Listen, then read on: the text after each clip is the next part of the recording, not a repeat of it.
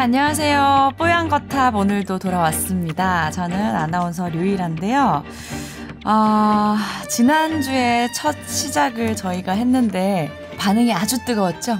아, 그런가요? 라고 말씀드리고 싶은데 들으셨나 모르겠네요. 어쨌든 오늘은 이제 또 새로운 얼굴, 새로운 선생님께서 모든 정보를 또 말씀해 주시고 도와주시기 위해서 찾아오셨습니다. 직접 소개 부탁드릴게요. 네, 안녕하세요. 저 세브란스 병원의 김광준입니다. 전공은 지금은 노인의학을 하고 있어서 노년내과에 있고요. 노년동에 있는 내과가 아니라 노인분들을 진료하는 노년내과입니다. 네, 내분비내과를 전공했는데요. 주로 지금은 노인분들 관련된 질환을 진료하고 치료하고 있습니다. 반갑습니다. 네, 안녕하십니까. 네. 제가 이제 김광준 교수를 섭외하기 위해서 세브란스 병원에 이제 공문을 보내야 돼요. 이제 김광준 교수를 우리 SBS 보도국이 진행하는 팟캐스트 뽀얀거탑의 게스트로 초청하고자 하오니 적극적인 협조 바랍니다 하는데 이제 저희 공문을 보내는 직원이 있잖아요. 그래서 세브란스 병원 김광준 노년내과대 노년이요? 진짜 그런 얘기 많이 듣습니다. 정말 어려웠어요. 그 노년, 논현동이요? 아니 실제로 노년내과 있는 거 아니에요? 뭐 있을 수도 있는데요. 네, 진짜 많이 듣습니다. 네. 그럴 수 있겠구나. 예, 어쨌든 저도 이런 내과가 이런 분야가 있다는 걸 오늘 처음 알았네요. 근데 저희 이제 어르신들 보면은 어디 여기저기 쑤시고 많이 아프신데 네. 원인 모르고 이런 것들 많잖아요. 오늘 네. 말씀 들으면 너무 도움될 것들이 많을 것 같아요. 제가 이제 네. 주로 해왔던 네. 노인에 관한 리포트를 보니까 대부분 그 인터뷰이가 김광준 교수더라고요. 네. 거의 전문 분야 독보적이신 분이시군요. 네, 뭐 이렇게 독보적임을 좀 이제 우리 뽀얀거탑에서 증명해 보여야겠죠. 예, 오늘 기대됩니다. 자, 그러면은 지난번에 말씀드렸지만 김광준 교수 지난번 방송 안 들으셨죠? 네, 못했습니다. 네. 뭐, 그러니까 이런 태도 별로 안 좋죠. 자기가 진행해야 되는 그러니까 게스트로 와야 되는 프로를 안 듣는다는 건 되게 이제 그래서 봐드릴게요. 지난번에 말씀드렸지만 게스트를 어떻게 선정했느냐 그러면 네. 되게 유명한 분들을 섭외했느냐 해서 유명한 분들은 부탁을 드렸더니 다들 거절하셨다. 그래서 지난주에도 이 말씀 하셔가지고 굉장히 상심하고 가셨어요. 네. 나이라는 분이요. 예. 네. 그래서 시간이 많으신 분들이 왔다 뭐 시간이 이런 많은 말씀이신지. 분들 중에서 그래도 이제 좀 말빨이 될 것 같고 그래도 노력하면 어떤 성장 가능성이 보이는 분들을 준비했다. 아니 저는 오늘 보니까 근데 굉장히 능력자가 오신 것 같아요. 네, 고맙습니다. 어쨌든 오늘 많은 기대 되고요. 지금까지 또 말씀해주신 분은 조동찬 의학전문 기자님이셨습니다. 네, 저 SBS 조동찬입니다. 예, 뭐 늘 나오시니까 잘 아실 거예요, 그렇죠? 뭐 그렇지는 않으시겠지만 저는 SBS에서 의료와 의학을 담당하고 네. 있는 기자 조동찬입니다. 네, 선배님 소개를 제가 지난번에도 그냥 쓱 넘어갔더라고요. 그래서 오늘 제대로 한번 다시 해드리려고. 예, 고맙습니다. 네, 콕 집어드렸어요. 근데 제가 선배 맞나요? 선배님 아니에요? 선배님 맞아요. 제가. 그런가요? 네. 그러니까 겉보기에는 그런 걸 전혀. 겉보기도 그렇지만 예, 실제로 제가 한번 리서치를 해봤더니 선배님 맞으시더라고요. 그런가요? 설마 그러니까 제가 선배겠어요? 나이하고 상관없으니까. 저는 이런 대화에 낄 수가 없습니다. 예. 네. 자, 그냥 내가 선배라고 해버릴까 지금? 예. 자, 그러면은 본격적으로 청취자 여러분들이 문의해 주신 사연 오늘 좀 2가지 정도 뽑아봤는데요. 제가 먼저 읽어드리고 진행해 보도록 할게요.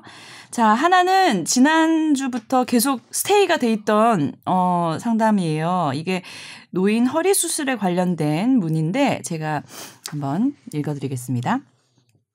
안녕하세요. 뽀얀거탑 잘 듣고 있습니다. 매주 방송해 주시는 건강상담 그리고 지식 소중히 배우고 있습니다. 감사드려요.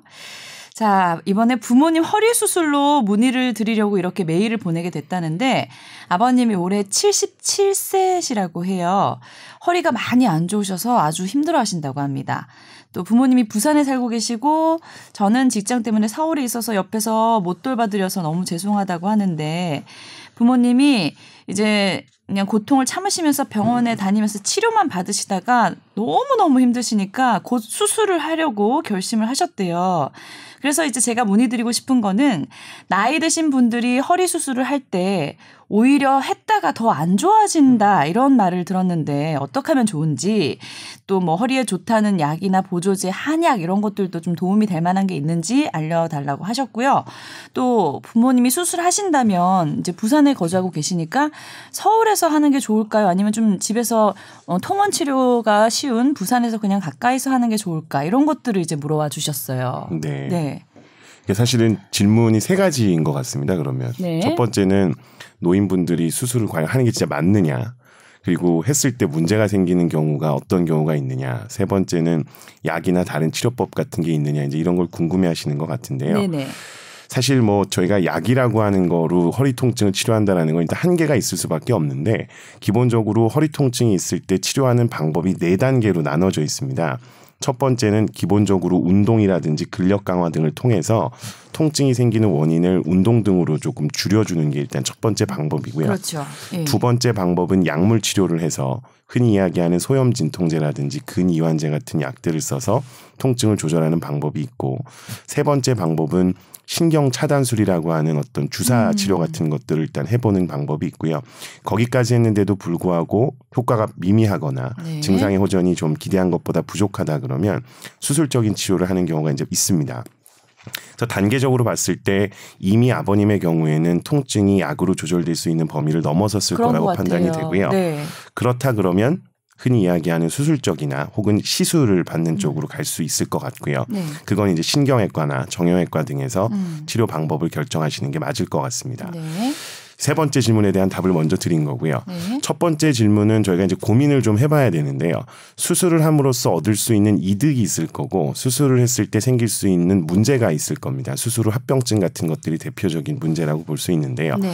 수술 후 합병증도 두 가지가 있습니다. 첫 네. 번째는 수술하는 과정에서 생기는 수술과 관련된 질환에 따라서 저희가 허리 수술을 했다. 그럼 허리 부위에 감염이 됐다거나 허리 부위에 출혈이 됐다거나 해서 생기는 수술과 직접적으로 관련되어 있는 합병증이 있고요. 네. 이분이 나이가 있기 때문에 동반 질환이 있을 거고 심장이라든지 콩팥이라든지 폐 같은 데가 원래 안 좋았는데 네네. 수술하는 과정에서 마취를 하고 마취하는 과정에서 생길 수 있는 다른 내과적인 전신합병증이 생길 수 있어서 수술을 할 때는 이런 목적 그리고 효과와 합병증의 경중을 따져서 어떤 쪽에 더 가치가 있을지를 판단해서 이제 수술을 들어가게 되고요. 만약에 환자분이 수술을 했는데 워낙 전신 상태가 안 좋아서 마취를 하고 나서 수술은 잘 됐는데 전신 상태에서 뭐 폐렴이 심하게 와서 갑자기 중환자실을 가셨다거나 마취 이후에 뭐 소변 보는 배뇨 기능에 문제가 생겼다거나 하면 허리 통증이 좋아지더라도 다른 그렇죠. 합병증으로 인해서 어쨌든 예. 간에 일상생활에 문제가 생기실 수 있잖아요.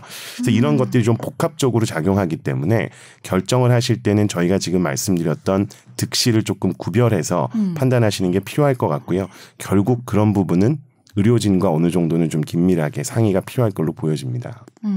말 진짜 잘하죠. 아, 그러니까 너무 정리를 네. 잘해 주시면서 이제 말씀을 하시니까 귀에 쏙쏙 들어오네요. 예. 어떻게 저렇게 그 예전에 연애할 때도 이렇게 말씀하셨었나요? 그 연애할 때는 이렇게 하면 결혼하기 전에 안 뭐 먹힐 것 같은데요. 첫째, 너는 밥을 매일 해야 된다. 둘째, 뭐 이러면 이제 도망갈 것 같고 전문 지식을 이렇게 말씀해 주시니까 정리가 잘 돼요. 일단 이제 개괄적인 부분을 김광준 교수가 아주 뭐 이해하기 쉽게 딱딱 이 뭐 시험 문제 정리하듯이 설명을 해주셔서 그런데 이제 수술 쪽에서 나이가 어떤 금기사항이 되느냐 이제 그렇게 보지는 않고 있습니다. 그러니까 나이에 따라서 그러니까 수술을 받지 못할 고령의 나이가 있다고 보지는 않습니다. 그러니까 네. 어느 나이든 간에 그 건강 상태를 평가해서 받을 수 있으면 득실을 따져서 받을 수 있으면 받는 게 좋은데 네. 근데 이제 제가 이제 추가적으로 드리고 싶은 말씀은 지금은 예전에 제가 그 전공이 레지던트 할 때는 지금보다 오히려 그 노인 수술 이런 것들이 정립이 잘 안 됐을 때죠. 그렇습니다. 그래서 그 당시만 해도 80 몇 세 이러면 저희 신경외과에서는 수술 안 했어요. 못합니다. 뭐 아예 그냥 안 됩니다. 거절하신 그리고 거예요. 당시에는 이제 마취통증의학과에서 전신 마취하는 것도 지금처럼 이렇게 발달이 안 돼 있어서 80세가 넘으면 마취과에서 이거 어렵다 이렇게 하는 경우가 많아서 저는 대부분 안 했었는데 저희 과 환자 중에서 저희 신경외과에 입원한 환자 중에서 85세라고 생각하는데 이 무릎 무릎이 이제 아프신 분이에요. 그러니까 이분은 그 뇌 그 문제 때문에 아마 뇌 종양 그 뇌에 네. 메닝지오마가 뭐죠 우리말로?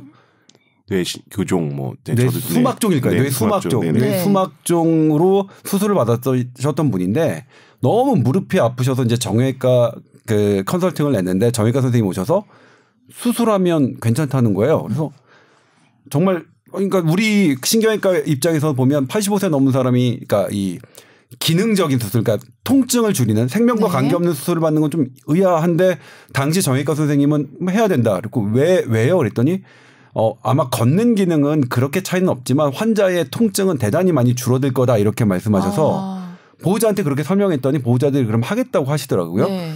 그래서 정형외과로 이제 전과를 해서 수술을 했는데 나중에 이제 저희가 다시 받았거든요. 이제 받아서 봤더니 그 할머니가 너무 좋아하시는 거예요. 그래서 저도 그때 생각이 달라졌거든요. 통증이라는 게 우리가 이제 나이가 많이 드신 분들은 당연히 아프시겠지. 나이 드신 분들 뭐 안 아픈 사람이 어디 있어. 이렇게 할 게 아니라 맞아요. 예. 그분들이 되게 아파하시는 거를 조금 좀 덜어드릴 방법을 가족들이 조금 생각해 봐야 되는 게 아니냐. 뭐 이런 경험이 있었거든요. 실제로 그게 해서 맞는 것 같아요. 예. 제 가족 중에서도 89세인 분이 무릎 수술을 받을까 말까를 결정하는 가족 회의에서 한 10명이 모였으면 저만 찬성하고 9명이 다 반대했어요. 네. 근데 그래서 이제 처음엔 안 됐죠. 근데 나중에는 계속 할머니께서 아파하셔서 결국 가족들하고 합의해서 이제 결국 설득해서 이제 수술을 받으셨거든요. 근데 수술 받으신 후에는 사실 아까 김광준 교수가 말씀하신 대로 이런 고령이다 보니 젊을 때 받았던 그런 것보다 합병증이 조금 더 있죠. 그러니까 선망이 너무 심하셔서 한 일주일 동안 사람을 거의 못 알아보시고 그랬지만 그 이후에는 그러니까 덜 아프시니까 완전히 안 아프신 건 아니지만 덜 아프시니까 상당히 만족하셨거든요. 그래서 그런 부분들, 그러니까 나이 드신 분들이 아픈 건 당연해. 허리 당연히 아프지, 무릎 당연히 아프지. 이런 생각은 조금 이제 과거의 생각이고 우리가 도와드릴 수 있는 만큼 그러니까 통증을 적게 해드리는 게 그분들의 이제 삶의 질을 상당히 증진시키는 하나의 방법이니까 그런 쪽에서 좀 그러니까 적극적으로 득실 관계 따지고 이렇게 하셨으면 좋겠어요. 네. 저도 실제로 저희 아버님이 작년에 허리 수술을 이제 부산에서 받으셨는데 걸음걸이가 좀 어눌해지셔서 자꾸 온갖 곳을 다 검사해 보시다가 허리랑 관련이 있지 않나 하고 이제 허리 수술을 하게 됐어요. 근데 경과는 지금 걸음걸이가 확 좋아지거나 확연히 달라진 거는 딱히 없는 것 같은데 일단 제가 이 얘기를 왜 하냐면 심리적인 것도 그런 거예요. 아버님이 수술을 받고 나서 굉장히 자신감을 다시 얻으시고 좋아질 거라는 이런 심리적인 것도 굉장히 안정을 하시더라고요. 네, 그렇죠.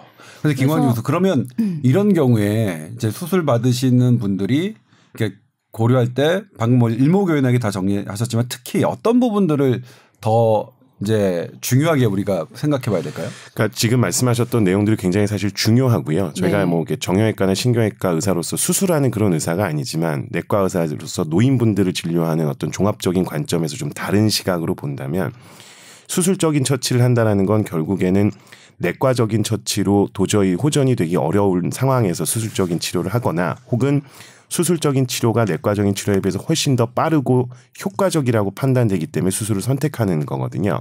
근데 이제 허리 수술도 종류가 많아서 뭐 척추관 협착증도 있을 수 있고 척추에 감염이 생겨서 뼈가 문제가 생겨서 수술하는 경우도 있을 거고 혹은 흔히 얘기하는 디스크라고 얘기하는 추간판 탈출증 같은 것들도 있을 텐데 수술을 결정할 때 노인분들의 경우에는 결국 두 가지를 생각하는 겁니다. 첫 번째는 이 수술을 통해서 이전과 같은 기능을 회복할 수 있느냐. 두 번째는 말씀하셨던 것처럼 대증치료적인 개념으로 통증을 감소시켜주는 데 효과가 있느냐가 가장 중요한 부분일 거고요.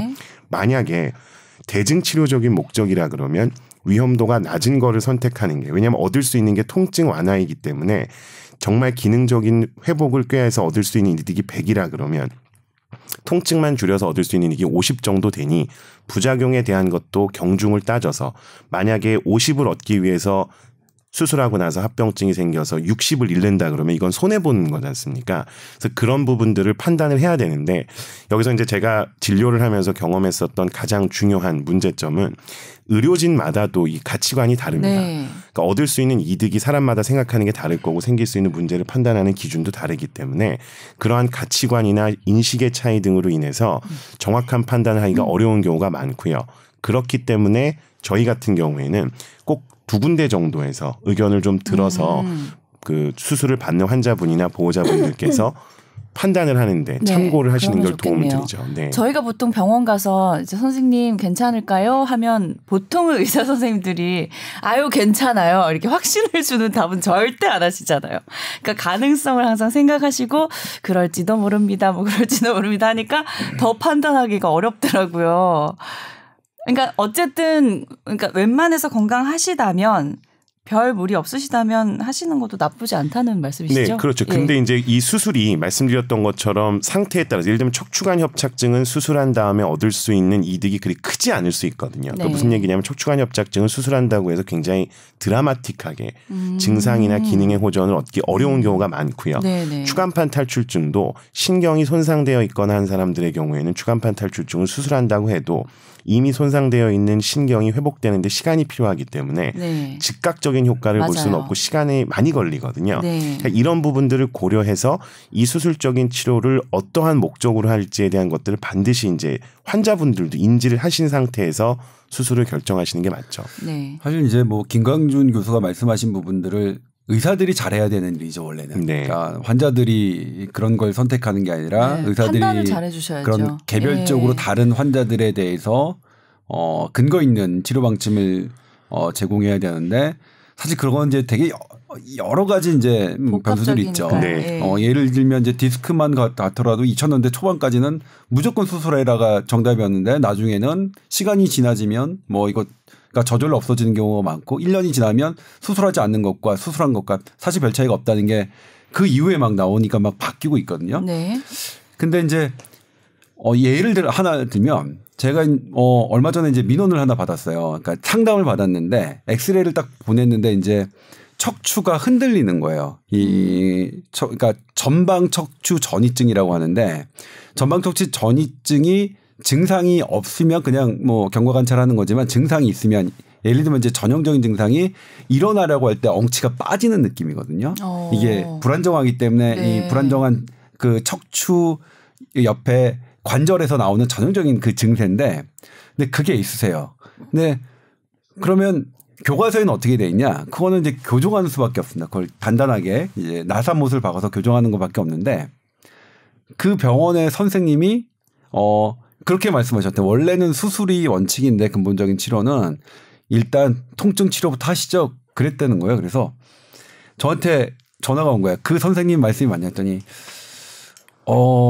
막 맞는 부분도 있고 안 맞는 부분도 있어. 근본적인 치료는 수술인데 통증 치료로 될까? 이거는 잘 모르겠지만 아무튼 근데 그분이 권하는 통증 치료가 뭐야? 그랬더니 혹시 한 300만 원짜리 통증 치료야? 그랬더니 그건 아니고 한 8만 원짜리 통증 치료래요. 그럼 8만 원짜리면 이거 이제 뭐 이게 가볍게 할 수 있는 거거든요. 우리가 뭐 흔히 할 수 있는 것들. 그러니까 에피두랄 블록을 우리가 뭐라고 여기 이제 주사를 그냥 아니다 하는 거예요.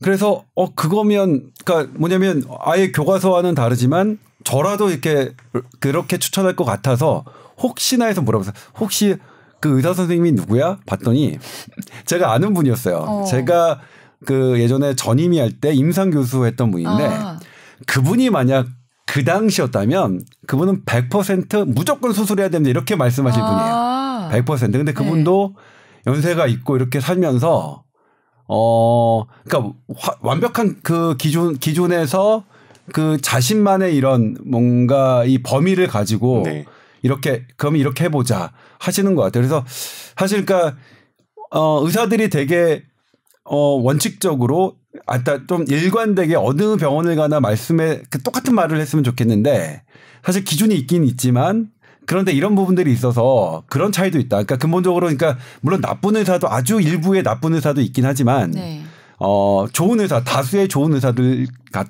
일들 중에서도 이런 차이가 있어서 사실은 그래서 이제 조금 결정하기가 어려운데 그래서 아마 김광준 교수가 노인 환자분들을 워낙 많이 보시니까 그리고 김광준 교수는 VIP 환자들 되게 많이 보시죠.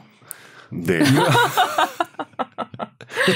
저는 저희 어머니 아버님 모시고 못 가요 김광준 교수한테. 아니 무슨 말씀을 언제든지 오십시오. 네. 아니. 뭐 그렇진 않지만 네. 죄송해요. 그래서 느꼈던 이게 솔직한 말씀일 것 같아요. 그러니까 네. 의사 선생님들이 2군데 정도를 가라고 하는 말은 의사협회 방침과는 맞지 않는 방침이에요. 근데 현실적으로 환자를 보니까 네. 그런 게 같다라고 말씀하신 거 없고 저도 네. 사실은 동의해요. 네. 저 말씀에. 되게 참 좋은 솔루션이었던 것 같아요. 네, 이게 연결이 좀 되는 부분인데요. 예를 들면 아까 전에 청취자분께서 이제 부산 지역에서 수술을 받는 거에 대해서 궁금해하셨잖아요. 이분이 갖고 있는 척추 질환이 부산에 계신 교수님 혹은 부산에 계시는 유명한 선생님 혹은 전문 병원에 계신 선생님께서 제가 생각했을 때는 우리나라에 있는 의료진이라면 얼마든지 아마 수술하실 수 있을 겁니다. 네. 근데 이분이 수술을 통해서 얻고자 하는 게 뭐냐, 목적이 뭐냐에 따라서 어느 병원을 선택할지는 달라지는 거죠. 네. 예를 들면 이야기 드렸던 것처럼 증상 호전만을 원한다면 수술 방법에 있어서 조금 더 덜 침습적인 수술을 선택할 수도 있을 텐데 의료진이 그걸 모르고 있다면 더 침습적인 수술 쪽으로 갈 수 있거든요. 네. 그러면 이건 환자분이 기대했던 것과는 다른 수술 방법이 되는 네. 거라서 환자분의 니즈하고 의료진의 어떤 치료에 있어서 본인이 생각하고 있는 게 맞아야 됩니다. 네. 근데 그걸 의료진을 한 분만 만났을 때는 사실 쉽게 아시기가 어렵다고 저는 생각해요. 특히나 네. 노인분들의 경우에는 네. 의사소통이 충분하게 되지 않을 뿐더러 약간 이제 이해하시기가 어려운 게 있기 때문에 맞아요. 그래서 확인 차원에서 가는 거를 고려하는데 문제는 닥터 쇼핑이라고 하는 그런 부작용이 있을 수 있기 때문에 네. 모든 분이 그러실 필요는 없을 것 같고요. 수술이라든지 어떤 생명에 중요한 영향을 주는 그러한 의사결정을 하실 때는 네. 세컨 오피니언이라고 하는 그런 걸 한 번 정도 해보시는 건 나쁘지는 않을 것 같습니다. 네. 그러니까 수술 방법이나 뭐 이런 진단 같은 거를 꼼꼼히 따지셔서 또 어르신의 건강 사항에 맞춰서 한번 결정을 해보시면 좋겠네요. 네, 그리고 원하시는 게 뭐냐. 네. 네, 우리 아버지가 뭘 원하는지를 먼저 파악하시는 게 맞겠죠. 네, 대답이 되셨으면 좋겠습니다. 그리고 오해가 있으실 네. 것 같은데 그러니까 김광준 교수는 VIP를 많이 보신 게 아니라 네네. 모든 환자를 VIP라고 생각하세요. 그 말이요. 네. 저도 그 말이라고 생각하고 알아들었는데요. 예. 감사합니다. 네. 자, 다음 사연으로 넘어가겠습니다. 아주 따끈따끈한 사연이에요. 지난 주에 사연을 듣고 이제 보내주신 사연이거든요. 최근 사연이에요. 지난주에 이제 에피소드를 들으면서 조동찬 기자님이 유유를 모를 만큼 열정적으로 살아오셨음을 느꼈습니다. 일단 이 말로 시작을 해주셨는데 혹시 유유가 뭔지 아시나요? 이모티콘 중에 유유. 눈물 흘리는 유유. 이렇게 당연히 다 아시는 저도 거를. 잘 모르는 사람 중에 하나인데. 그래요? 네. 이건 알아야 되잖아요. 유유는 알 것 같습니다. 지난주에 모르신다고 해서 도대체 뭐였던 것 같냐고 여쭤봤더니 신나는 거 아니에요? 하시더라고요. 두 가지가 좀 혼용돼 있었어요. 그러니까 되게 슬플 때도 하는 것 같지만 되게 좋을 때도 오는 것 기쁨의 같아서 눈물처럼요. 네. 저는 그래서 눈물이라고 생각 안 했대요. 유유를 쓴 적이 네. 없어요. 그러니까 슬플 때는 T 있잖아요. T 쓰죠. 네. 우는 확실히 알겠어요. 그러니까 그때 어제 지난 방송에도 말씀드렸지만 근데 유유는 좀 그랬어요. 확신이 없어서 네. 여쭤봤는데 네. 완전히 뭐 시대에 뒤떨어진 네. 아싸가 된 엄청 거죠. 네. 기회를 잡고 무시를 했죠. 아이고. 네. 나이란 기자래. 네. 나이란 선생님이 계셨으면 더 그랬을 것 같습니다. 그러니까요. 네. 그런 분위기였는데 그걸 또 콕 집어서 말씀해 주셨네요. 네. 자, 어쨌든 요즘 머릿속에 맴드는 궁금증이 생겨서 오랜만에 메일을 보내주셨다고 하는데 저는 21개월짜리 여아를 키우는 워킹 파파입니다. 요즘은 아빠들도 참 육아에 동참을 많이 해주시더라고요. 멋지시네요. 12개월까지 모유 수유를 하고 13개월부터 이유식 시작해서 18개월 때 유아식으로 넘어왔습니다. 근데 이유식은 보통 6개월쯤 하는데 아직 잘 모르시는 것 같아요, 아빠가. 어쨌든 무슨 말인지 저는 전혀 모르겠어요. 전혀 모르시겠죠. 이거 이유식을 저는 알아요. 안 만들어 그러세요? 먹여보셨나 보다. 그리고 이유식이 네. 되게 어려워요. 그러니까 네. 만들기도 했고 저는 처음에는 사서 하기도 했고 요즘은 만들기도 또 했는데 많이 사서 해요. 예. 그리고 이제 만든 걸 배달을 시켜서도 해봤는데 애가 안 먹으면 그것도 애가 안 애가 이유식 잘 먹을 먹이는 때 게 하는 거지. 제일 애가 힘들어요. 안 먹으면 예. 그냥 아무거나 먹여야죠. 그렇구나. 근데 6개월부터 보통 시작인데 13개월 때부터라고 하신 거 보니까 의욕이 넘치시는데 실제로 막 열심히 하시는지 뭐 계속 13개월 동안 분유를 잘 먹었나 보죠. 그럴 수도 있어요. 그러면 영양 불균형이 오는데 어쨌든 아직까지 그래서 낮 동안 어린이집에서 주는 점심 식사를 제외하고는 집에서 이제 유아식으로 만들어서 먹이고 있대요. 그래서 이제 아이 식단이 굉장히 이제 예민해지고 있다는데 질문 들어간답니다. 예전 방송에서 조동찬 기자님께서 하셨던 방송 중에 건조 과일이나 과일 주스 이런 것들은 뭐 유기농이라고 해도 당 흡수가 너무 빠르기 때문에 좀 지양하는 게 좋다라고 했다는 걸 기억하신대요.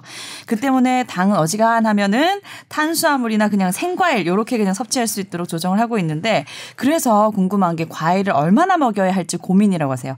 아이가 과일을 참 좋아하나 봐요. 한 번 주면은 엄청나게 먹어서 뭐 딸기는 뭐 10개까지도 먹다가 못 먹게 하고 뭐 포도는 15알을 순식간에 먹기도 한다는데 어디까지 먹여야 되는지 혹시 체중을 기준으로 계산해서 먹일 방법이 없을까요? 물어보셨거든요. 이전에 얘기하셨던 게 어떤 건지를 조금 더 한번 자세히 들어볼까요? 이런 사연을 접할 때마다 정말 두려움과 내가 뭐라고 썼나 이런 거요? 그리고 정말 잘 그러니까 조심해야겠고 잘 써야겠다. 항상 최선을 다하겠다 이렇게 생각하는데 네. 그래서 제가 찾아봤어요. 어떤 기사 때문에 그런 걸 했는지 2016년에 미국 소아과학회에서 이제 어린이에게 과일 주스를 과일 주스 가이드라인을 변경했거든요. 그러니까 기존에는 이제 6개월 이전에 아이에게는 과일 주스 먹이지 마라 해서 그걸 1년으로 연장했습니다. 그러니까 돌 이전에는 과일 주스 먹이지 말고 돌 이후에도 웬만하면 가급적 과일 주스 먹이지 마라. 그게 유기농이건 100%건 뭐건 간에 그게 이제 얘기했던 게 아이들이 단 걸 그러니까 당도가 너무 높은 걸 먹으면 그걸로 그러니까 칼로리가 어느 정도 충족이 되니까 단백질이 풍부한 모유나 그다음에 분유, 이유식을 덜 먹게 돼서 결과적으로 나중에 영양이 불균형이 생긴다였거든요. 그리고 이건 이제 미국 소아과학회의 가이드라인이 변경됐을 때 변경됐고 왜 그러냐에 대한 걸 설명해드리는 기사였고 또 하나 이제 우리나라 식약처에서 조사한 건데 물론 저는 지금 식약처와 전쟁을 벌이고 있지만 그래요? 식약처의 의료기기과 제가 지금 전쟁 중입니다. 그런데 저는 식약처 좋아합니다. 이런 거 좋아요. 본인의 의견을 중간중간 말씀해 주세요. 예. 혹시 오해하실 수 있으니까. 우리나라 어린이들의 그 칼로리 섭취 비율을 봤더니 당이 너무 높더라. 당이 차지하는 부분이 너무 높다. 그리고 이게 이제 정확하게 아직 뭐 기준이 세계적으로 통일된 건 아니지만 영국을 기준으로 했을 때 우리 청소년들이 어린이들이 당 섭취하는 거는 1일 섭취량이 넘더라 기준에. 그러다 보니 우리가요? 예, 우리 어린이들이요. 근데 그게 이제 주로 많이 하는 게 이제 가공된 과일 음료, 청소년은 탄산음료였거든요. 네. 그러니까 과일 같은 경우에는 뭐 이렇게 왜 천연 과일 뭐가 없는데도 왜 그러냐. 근데 그게 이제 그냥 과일을 먹는 것보다는 좀 더 밀도가 생기잖아요. 나머지 이제 뭐 거기 섬유질이나 이런 것들이 짜지니까요. 네. 그래서 그런 부분 때문에 이제 그때 그 보도를 한 것 같아요. 근데 그건 지금도 맞는 것 같아요. 그 후에 이제 우리나라 에서 나온 그 연구 결과들을 보면 과일 주스를 그러니까 과일 주스를 먹을 때는 그렇게 당의 불안정과 그래서 그게 비만으로 이어지는 이율이 높아지는데 과일 자체를 먹은 아이들은 그렇지 않다라는 연구가 있거든요. 그러니까 그게 예전에 식약처 연구 이런 것들과 일맥 상통한 거죠. 그런 부분으로 그러니까 과일을 먹이는 것에 대해서는 우리가 아직도 권장된다. 근데 과일 주스는 물론 거기에 되게 좋은 비타민과 이런 것들이 미네랄 이런 것들이 있지만 딱 하나 당이 너무 집약돼 있기 때문에 그러면 궁금한 게 과일 아무것도 첨가하지 않고 그냥 갈기만 한 것도 안 되나요? 네, 그렇죠. 네, 흡수가 되고. 네, 그러니까 100%라고 하더라도 이게 그냥 오렌지와 오렌지 주스는 다른 게 똑같은 양을 먹어도 오렌지는 이제 여기 그러니까 밀도가 덜한 거죠. 그러니까 뭐 비타민 C나 이런 것도 밀도도 덜할 텐데 당의 밀도가 또 덜하거든요. 근데 얘는 그러니까 이게 주스로 이렇게 딱 한 거는 뭐 비타민 C, 뭐 미네랄 이런 밀도는 더 높겠지만 당 밀도도 높아서 그러니까 좀 주의해라 이런 네. 뜻으로 제가 이제 보도를 해드린 거죠. 네. 정말 딱 맞는 말씀을 해주셨고요. 저희가 이제 당 관련된 거를 이야기를 할 때는 두 가지를 얘기를 하거든요. 첫 네. 번째는 당의 섭취량이 어느 정도 되냐, 양이 중요하고요. 두 번째는 흡수 속도가 중요합니다. 이야기하셨던 것처럼 주스와 과일을 비교해서 본다 그러면 그냥 똑같이 오렌지 100g을 갈아서 주스로 마시는 건 양은 똑같죠. 네. 근데 흡수의 속도는 달라서요. 네. 흡수되는 속도가 주스가 훨씬 더 빠릅니다. 빠르죠. 그러니까 네. 빠르게 흡수된 당은 결국에 우리 몸속에서 피로 통해서 혈당을 올리게 되고 혈당을 올리는 속도가 빨라지게 되면 그 빠르게 올라간 혈당을 조절하기 위해서 우리 몸에서 인슐린도 분비가 돼서 혈당을 조절하려고 하는데 기본적으로 모든 걸 급하게 하려 그러면 문제가 생기듯이 갑작스럽게 당이 올라가는 건 우리 몸에게는 되게 안 좋은 거거든요. 네. 그래서 당분을 섭취하는 건 최대한 천천히 흡수하도록 권하는 거고요. 더 중요한 건 네. 주스를 이야기할 때는 이런 흡수에 대한 부분뿐만 아니라 무가당이 아닌 이상은 네. 대부분의 주스에는 가당이 되어 있습니다. 그렇죠. 예. 그렇기 때문에 그 가당 자체가 결국에는 당분의 양을 증가시키기 때문에 네. 확률적으로 네.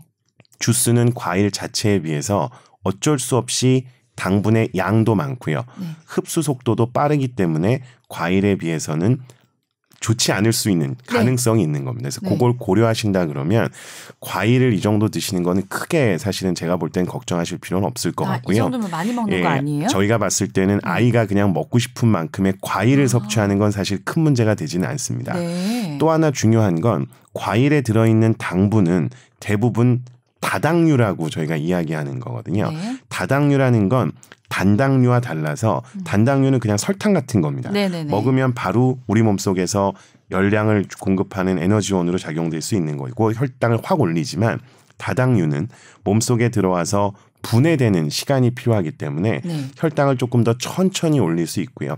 물론 과당에 비해서도 그냥 일반적으로 우리가 먹는 곡류나 뭐 감자, 고구마 이런 거에 있는 게 당화지수라고 해서 이렇게 당을 올리는 속도가 좀 느리긴 합니다만 과일이 어쨌든 일반 주스나 탄산음료, 소다 이런 음료에 들어있는 것보다는 훨씬 더 안전한 당분 공급책이고요. 거기에 들어있는 영양분들을 고려한다 그러면 그렇게 크게 걱정하실 필요는 없을 것 같습니다. 딸기 10개 이상 괜찮다는 거죠? 네, 전혀 뭐 제가 볼 때. 근데 제가 아이 키울 때 기억나는 게 뭐 어떤 날은 애가 막 과일만 먹으려고 해요. 그럼 아이고 고기도 먹어야 되고 채소도 먹어야 되는데 어떡하지? 이렇게 고민을 많이 하시는데 어디 책에서 읽었는데 넉넉하게 한 20일 정도 생각을 하라고 하시더라고요. 그래서 그 안에서 그냥 어떤 과일도 책이에요? 그게 되게 유명한 많은 책이에요? 아니요. 교과서가 있어요. 그래요? 아, 네, 그 어머니들의 교과서. 그 어느 무슨 소아과 선생님이 쓰신 그러니까 삐뽀삐뽀. 그 얘기 해도 돼요? 네. 삐뽀삐뽀 예, 거기서 삐뽀삐뽀, 예. 딱 20일을 생각해서 뭐 다양하게 먹었으면 걱정하지 마라 이렇게 네. 하시더라고요. 그 말이 정말 맞는 얘기 같습니다. 예. 네, 하정운 선생님이 지으신 거죠. 예, 근데 뭐 그러니까 삐뽀삐뽀에 대해서 잠시 설명드리면, 네. 그러니까 저도 있어요. 저도 샀거든요. 전 정독했어요.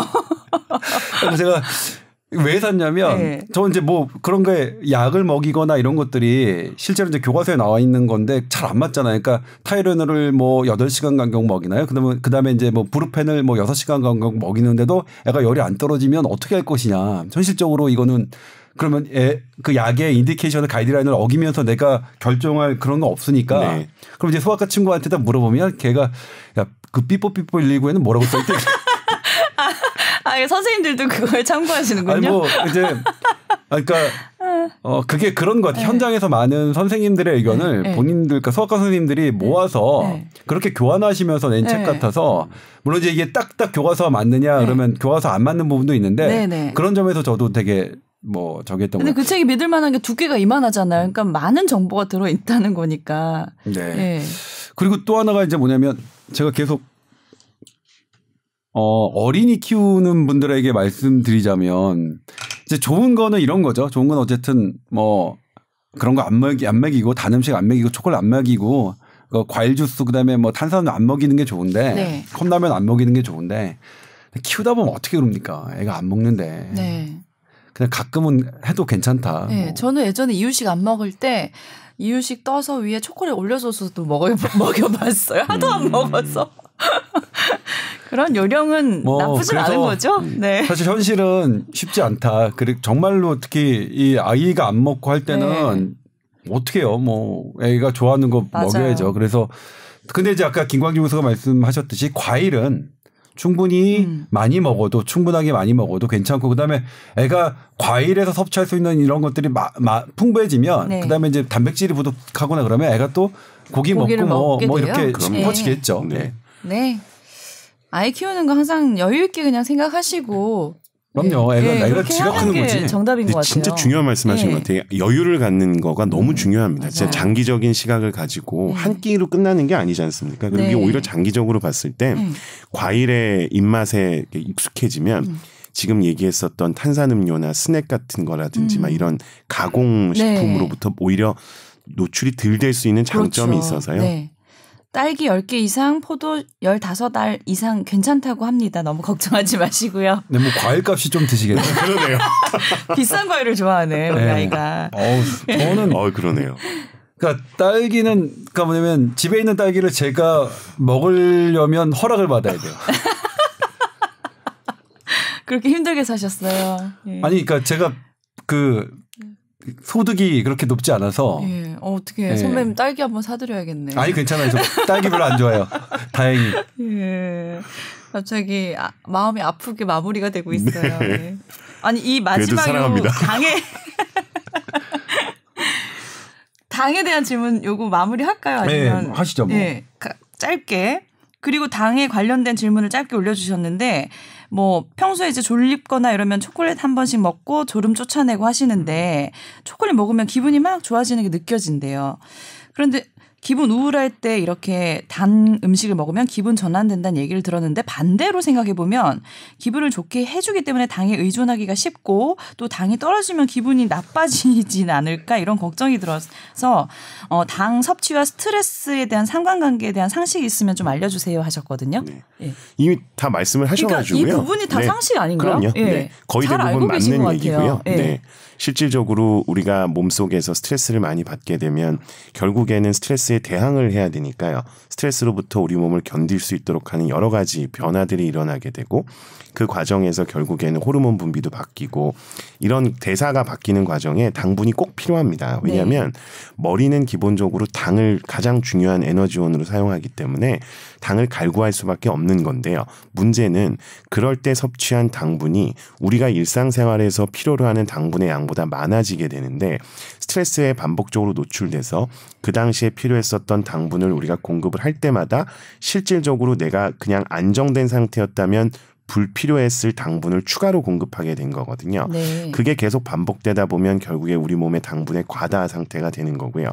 그 당분의 과다 상태가 병으로 나타날 때 이제 당뇨병이 되는 거고 반대로 이 정신적인 부분에 있어서의 스트레스를 이겨내기 위해서 당분의 의존도가 심해지게 되면 예전에는 10만 필요했었는데 12, 14, 16 계속 올라가다 보면 결국 내가 조금만 힘들어도 당분을 찾게 되는 당분을 중독 증상이네요. 갈구하게 되는 탄수화물 중독 증상이 생길 수 있죠. 그건 다 맞는 이야기고요. 실제로 굉장히 큰 문제입니다. 그럼 억지로 참아야 되나요? 근데 이제 저는 뭐 두 분이 워낙 말씀을 잘해 주셨고 근데 사연도 뭐 저긴데 저는 이건 이제 뭐 제 개인적인 의견입니다. 저는 지금은 초콜릿에 대해서 어떤 감정을 갖고 있냐면 초콜릿을 먹고 싶을 땐 먹자. 근데 내가 별로 먹고 싶지 않은데 초콜릿이 있다고 먹진 말자. 네. 이렇게 생각하는데 그게 이제 쉽진 않아요. 그러니까 제가 어렸을 때는 그러니까 10년 전 20대 때는 10년 아니, 네, 그런 걸로 하죠. 20대, 30대 때만 하더라도 전혀 그런 생각 없었어요. 그러니까 제가 그냥 있으면 다 먹어도 그걸 감당할 수 있었는데. 좋아하시는 편이셨나요? 네, 저 초콜릿 되게 좋아해요. 특히 그 하얀 초콜릿 있잖아요. 그거 되게 좋아했는데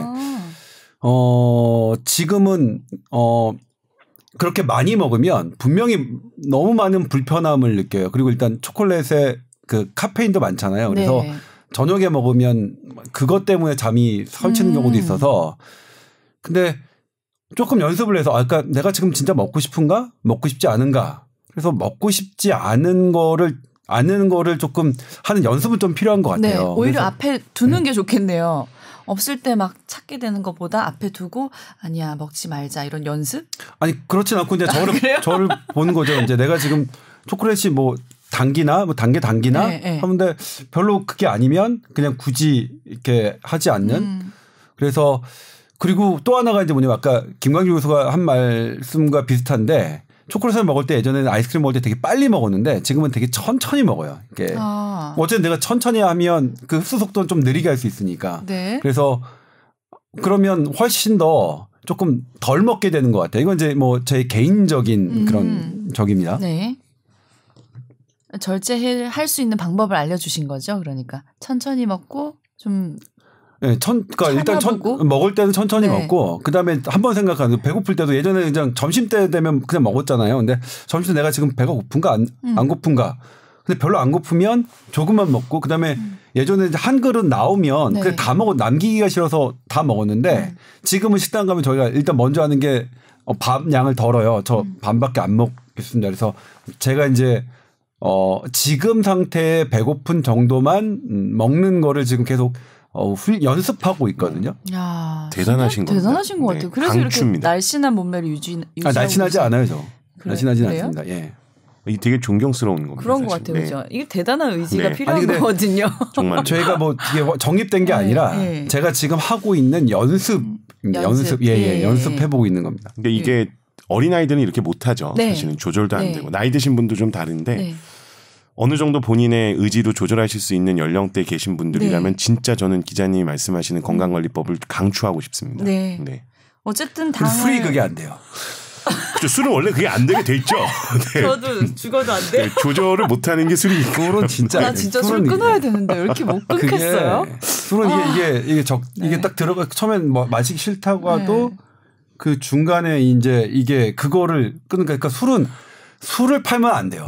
이 세상에서 술을 팔면 안 돼. 그럼 너무 우울해져요. 그렇습니다. 네. 당은 맛있고 좋으니까 먹고 거기에 중독되는 거지. 술은 억제력을 억제하는 거거든요. 그러니까 억제가 안 되죠. 그렇기 때문에 원리가 좀 다르긴 한데 둘 다 맞아요. 네, 그렇습니다. 네. 예, 어쨌든 본격 주제 해야 돼요. 본격 주제 넘어갈게요. 자, 오늘 토크 주제는 김광준 교수님이 나오신 만큼 노쇠와 노화의 차이라고 저희가 잡아봤습니다. 노쇠와 노화의 차이. 언뜻 들으면 이게 말장난 아니야? 이거 비슷한 거 아니야? 이렇게 생각하는데 할 수 있을 것 같은데요. 그러니까 이거 간단하게 배경 설명드리면 지난 2월 달이었죠. 대법원에서 몇 년 만인가요? 60몇 년 만에 노동이 가능한 나이를 60세에서 65세로 변경했습니다. 이제 이거에 대한 사건이 있었는데 4살 아이가 3년 전인가요? 이제 수영장에서 관리소홀로 애가 세상을 떠났습니다. 정말 안타까운 일인데 이제 그 아버지가 수영장을 관리하는 회사를 상대로 이제 소송을 했는데 원래 기존에는 이제 60세까지니까 60세 일할 거에 비해서 소송을 했는데 아버지가 왜 60세까지 일하느냐. 우리 애는 더 일할 수 있다. 지금 평균 수명이 얼마나 더 길어졌는데 그걸 대법원이 받아들여서 판결로 65세까지 했거든요. 그래서 기억나네요. 그때 제가 이제 김광준 교수한테 찾아가서 물론 그때 불발되긴 했어요. 다른 여러 가지 사건이 있어서 보도는 불발됐는데 그때 제가 이제 김광준 교수한테 그럼 나이가 드는 건 뭐고 그러면 일할 수 있는 능력은 뭐냐라고 하는 것에서 이제 노화와 노쇠의 개념을 저도 이제 배울 수 있었는데 이제 김광준 교수가 일단 먼저 설명을 해 주시죠. 들어볼까요? 그러니까 이게 그냥 이렇게 듣기에는 그 아나운서님께서 생각하시기엔 말장난 같이 느껴지실 것 같아요. 아니 별 말씀이에요. 저도 이게 그런 게 일반 분들이 어떻게 생각하시는지가. 제가 어학사전 들어가서도 찾아봤는데 의미가 노쇠는 늙어서 쇠약하고 기운이 별로 없음으로 나오고 노화는 질병이나 사고에 의한 것이 아니라 시간의 흐름에 따라 생체 구조와 기능이 쇠퇴하는 현상. 결국 좀 비슷하잖아요. 네. 그러니까 그게 언어 용어가 좀 헷갈리실 수 있을 것 같은데 그냥 제가 쉽게 그때도 말씀을 드리긴 했었는데 노화는 그냥 자연적으로 나이가 들어가는 현상을 노화라고 얘기한다면 노쇠는 그러한 과정이 다른 사람들에 비해서 나의 동년배에 비해서 훨씬 더 빠르게 노화가 일어나거나 혹은 병적인 상황을 유발하는 거를 노쇠라고 생각하시면 됩니다. 그냥 노화하면서 나이가 들어감에 따라서 피부에 주름이 생기고 뭐 뼈가 약해지고 이런 건 그냥 노화겠지만 피부가 나빠지는 정도를 넘어서서 피부가 짓무른다든지 네. 피부가 너무 약해져서 쉽게 감염이 된다든지 아니면 골절이 생긴다든지 이런 것들은 이제 노쇠에 가는 방향으로 이제 이해하시는 게 맞습니다. 그렇게 나누니까 좀 이해가 쉬워지네요. 예. 네, 개념적으로는 그래서 자연스럽게 그리고 다른 사람들과 비교했을 때 속도적으로 크게 차이가 없다면 그냥 그건 노화인 거고요. 네네. 너무 심하거나 정도가 심하거나 속도가 빠르면 쇠라고 생각하시면 될 것 같습니다. 그럼 제가 나이가 만약에 40인데 나보다 제가 훨씬 팽팽해. 네. 그러면 전 노쇠인가요? 아, 근데 이제 그런 부분은 조금 네. 죄송해요. 40이요? 아니 42면 저 40 아직 안 됐어요. 기능적으로의 네, 계속 할까요? 네. 아니 괜한 질문에서 흐름을 끄는 것 같아요. 이거 넘어갈게요 그냥. 그런 얘기가 아니라 아니, 마흔이라면 그러니까 물어본 거죠. 기자의 네. 특징 이제 나왔던 말을 저는 다시 확인하는 게 체크를 하신 거죠. 네. 네. 한국 나이로 정확하게 38살이에요. 네. 굉장히 동안이죠. 네. 네. 동안의 정의가 뭘까요?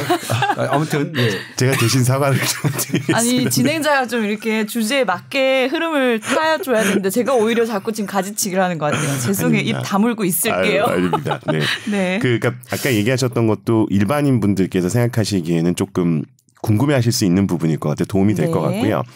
지금 얘기하셨던 것처럼 연령이 굉장히 근데 중요한 부분을 차지합니다. 보통 노인의 기준을 나이로 잡기 때문에 65세라고 하는 숫자 나이를 기준으로 해서 그 나이 이상 혹은 그 나이와 언저리에 있는 분들이 말씀드렸던 것처럼 나이가 들어감에 따라서 무슨 문제가 생기거나 할 때는 이제 노쇠, 노화로 구별한다고 보면 지금 이야기하셨던 어떤 피부 이런 것들이 그 나이가 어린 분들의 입장에서는 그냥 노화의 개념으로 이해하시면 됩니다. 그러니까 노쇠는 65세 이전에는 사실 거의 해당하지 않는 개념입니다. 그렇군요. 네.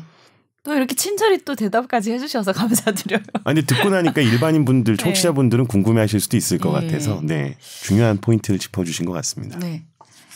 그래서 이제 노인분들이 늘 이제 저희는 아직 노인이 안 돼봐서 모르지만 하시는 말씀들이 이곳저곳이 쑤시고 아프다. 근데 병명은 확실히 있는 것도 아니고 그런 이제 질병과 질병 아닌 거에 대한 약간 경계가 애매모호한 그런 증상들이 많잖아요. 그런 것들 노쇠 같은 현상들을 어떻게 이제 해결할 수 있는지 그게 아마 제일 궁금하실 것 같아요. 네, 그러니까 뭐 실제로 환자분들 진료할 때 제일 많이 듣는 얘기가 말씀하셨던 것처럼 증상 위주의 이야기를 하십니다. 이게 되게 어려운 부분인데요.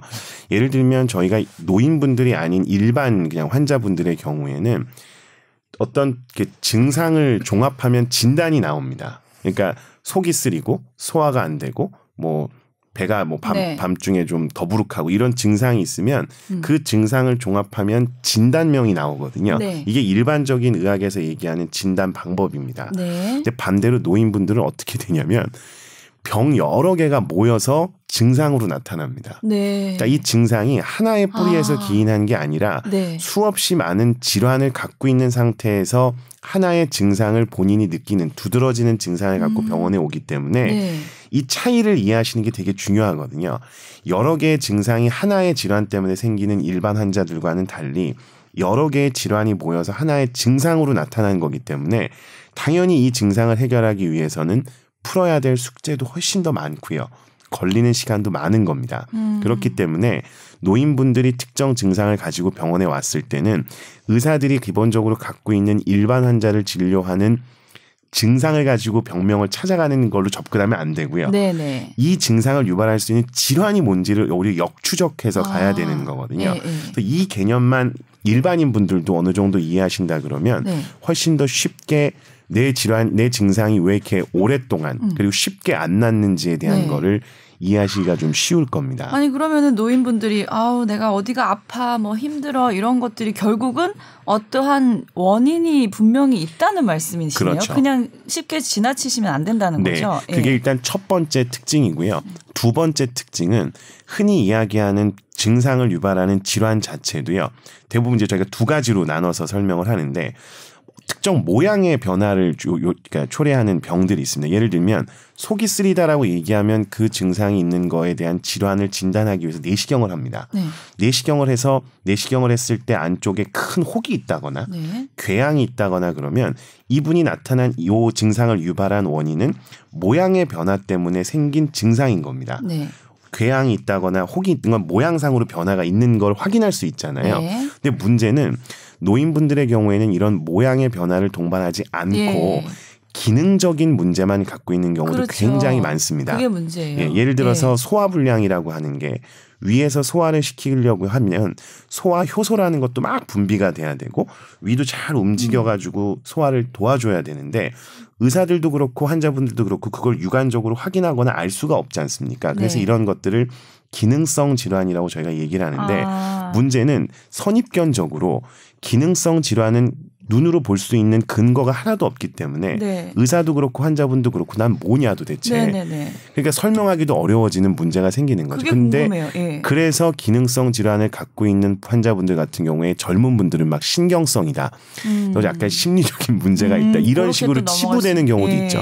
노인분들이 그런 게 굉장히 많기 때문에 앞에 설명드렸던 여러 질환의 종합체로서 증상이 나타날 뿐만 아니라 이 증상이 특정한 검사를 통해서 증명될 수 있는 게 아니라 네. 기능의 변화를 초래한 거기 때문에 그걸 찾아가고 이분의 어떤 병력이나 가족력이나 심리적인 상태, 사회적인 것들을 다 봐야만 그분이 갖고 있는 문제의 핵심을 저희가 접근할 수 있는 거라 그게 이제 어렵고 너무 어려운데요? 중요한 겁니다. 예. 저는 개인적으로 저가 개인적으로 하는 게 아니라 네. 저희 신경외과를 전공한 분들은 그러니까 심리적이다, 신경성이다라는 말을 좋아하지 않습니다. 그러니까 네. 뭐 마음이 어디 있나요? 마음이 심장에 있는 거 아니잖아요. 마음이 어디 있다고 생각하세요? 저도 마음은 뇌 작용이다라고 그렇죠. 생각해요. 마음은 뇌에 뇌 있는 거죠. 기능인 그러니까 거죠. 뭐 네. 무엇든 간에 어떤 내가 아픔을 느끼는 거다, 어떤 아픔을 감지하는 건 뇌거든요.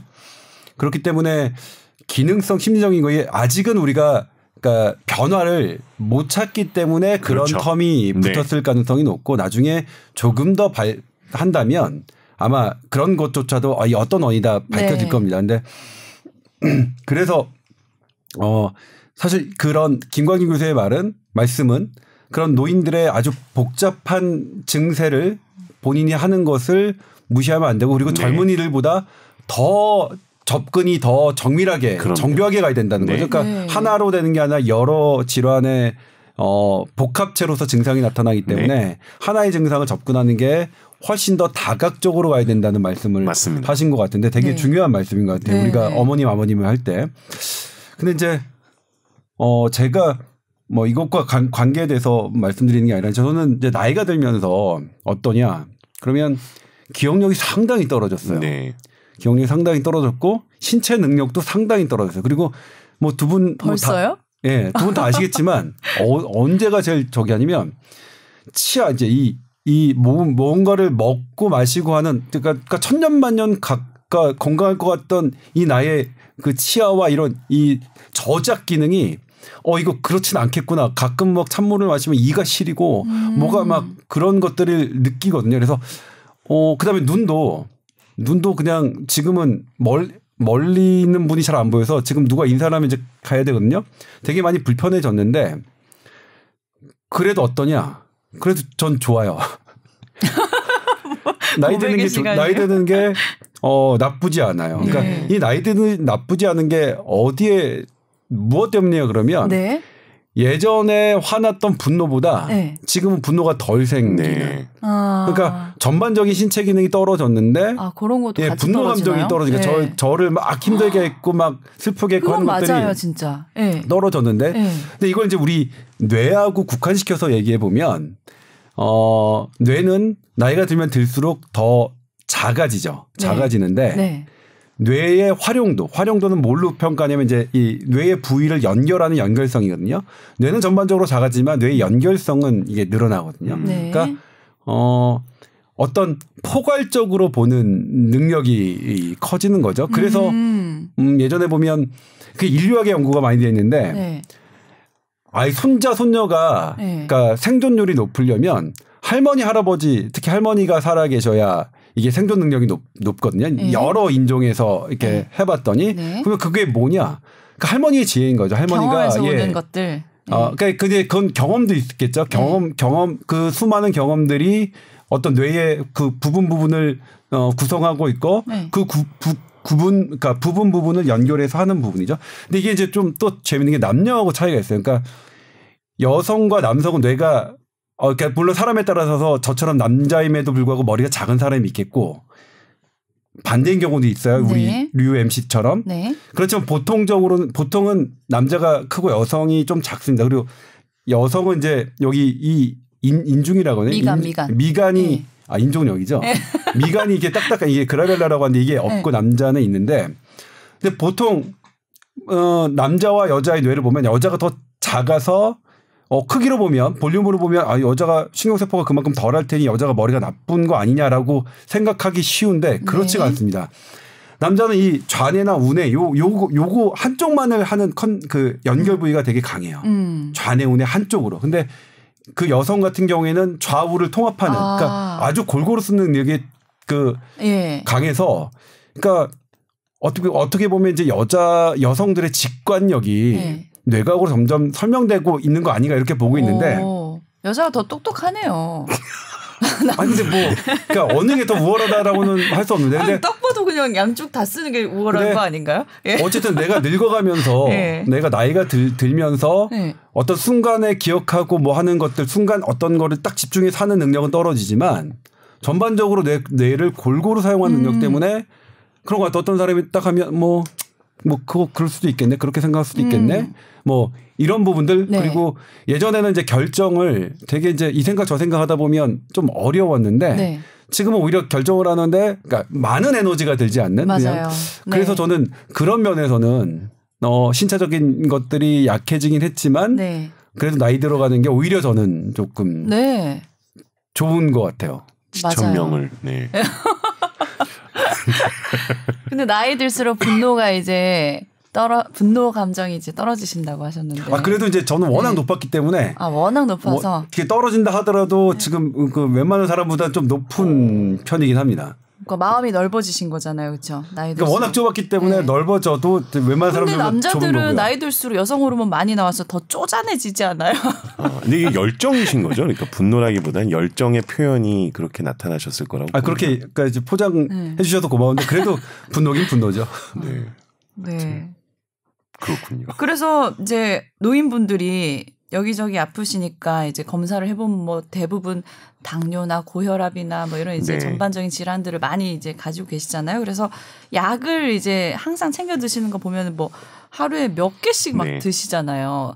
그런 약을 많이 과잉하는 거는 이 노쇠 현상에서 나쁘진 않는 건지. 그것도 역시 네. 일장일단이 있을 수밖에 없죠. 네. 네, 말씀드렸던 것처럼 어떠한 증상을 유발하는 질환이 여러 개인 거고 쉽게 설명하면 다리가 저린다라고 증상을 얘기했을 때 다리가 저리면은 저희가 다리가 저릴 수 있는 질환이 여러 가지가 있는데 대부분은 노인분들 같은 경우에는 다리로 가는 혈관도 안 좋고 다리에서 피를 심장 쪽으로 올려주는 정맥도 안 좋아서 정맥류 같은 것도 있을 수 있고 허리가 안 좋아서 신경통 때문에 그럴 수도 있고 네. 당뇨병이 있어서 당뇨병으로 인한 신경병증도 있을 수 있고 그러면 이 각각의 것들에 대해서 치료해야 되는 약제들이 다 다르지 않습니까? 네. 근데 다 먹어도 돼요. 그게? 그러니까 이걸 다 드실 수밖에 없잖아요. 어쨌든 간에 다리 저린 증상을 호전시키기 위해서는 하나의 문제로 인해서 기인한 증상이 아니라 여러 개의 질환에 의해서 생기는 증상이었기 때문에 각각의 질환을 조절하기 위한 약제를 복용할 수밖에 없고 네. 그렇기 때문에 노인한테서 생길 수 있는 제일 큰 문제를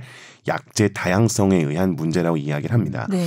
약제를 여러 개를 먹기 때문에 약제 자체가 하나의 부작용을 갖고 있다 그러면 10개를 먹으면 10개의 부작용이 생기냐? 그렇지 않거든요. 네. 100개, 1000개로 생길 수 있습니다. 사실은 그래요. 훨씬 더 많은 부작용이 생길 수 있어서 네. 일단 저희가 하는 가장 중요한 일은 환자분들이 드시고 계시는 약 중에서 10개의 약을 드시고 계시다 그러면 그 약제들 간의 상호 연관성을 봐서 드시지 않아도 되는 약들을 빼내는 게 일단 중요합니다.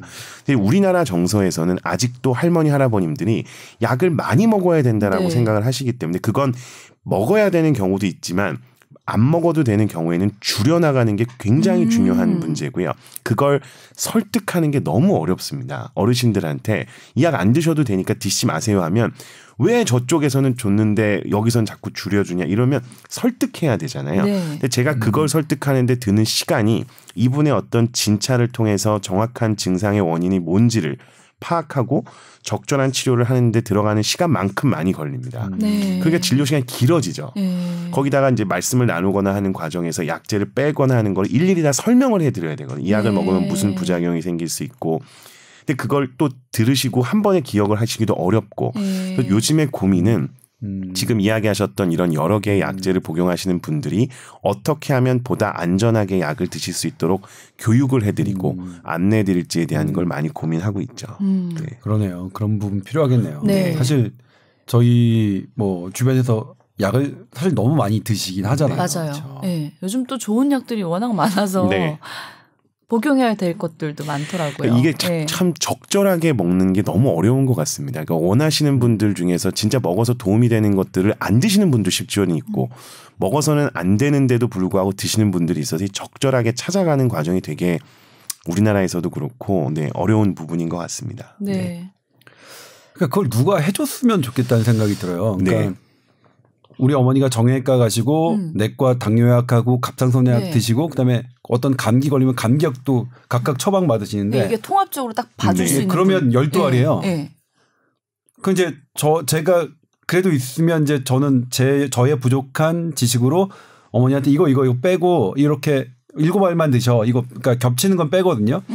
근데 이제 이걸 그때마다 저도 느끼는 게 이걸 이제 누군가는 좀 그러니까 개별 의사 선생님들은 그러게요. 최선을 다해서 주셨는데 네. 이걸 좀 누가 통합해서 주면 네. 그런 부분이 좀 있었으면 필요할 것 하겠다는 같아요. 생각이 네. 들었어요. 저도. 그런 거를 하는 게 이제 저희 노인의학, 노년내과에서 하고 있는 부분인데요. 네. 말씀하셨던 것처럼 각 전문가 선생님들께서 처방하셨던 약들은 사실은 대부분은 드셔도 되는 약들이 많습니다. 근데 그런 그냥 만성적인 질환으로 인해서 쭉 드셨던 약들 말고요. 갑작스럽게 예를 들면 감기에 걸렸습니다. 네네. 감기에 걸려서 감기약을 드셨다거나 뭐 항생제를 드셨다거나 진통소염제를 드시게 되면 일반인이었으면 생기지 않았을 문제들이 수없이 많이 발생하거든요. 그러면 항생제를 드시고 나서 설사가 나옵니다. 설사가 나오면 설사약을 드시고 설사약을 먹다가 일정 시간 이상이 지나서 변비가 생기고 변비가 생겼던 게 장마비가 생기고 이러면 입원하시 이런 그렇죠. 생각하지도 못했던 그런 일들이 비일비재하게 발생하는데 저희 같이 그런 과정을 이해하고 있는 사람들 입장에서는 그럴 수 있거든요. 네. 근데 그걸 잘 모르는 분들 입장에서는 우리 아버지가 이 약을 잘못 먹어서 이렇게 됐다. 이렇게 생각하실 수밖에 없는 거라 이런 생각의 간극을 조금이라도 줄여드리고 어떻게 하면 노인분들의 특징 그리고 노인분들에 맞는 치료를 통합적으로 할 수 있을지에 대한 걸 고민하는 건데요. 가장 큰 문제는 어쨌든 시간이 많이 걸린다는 거고요. 그걸 어떻게 좀 극복해낼 수 있는 방법을 찾아내는 게 필요할 것 같습니다. 네.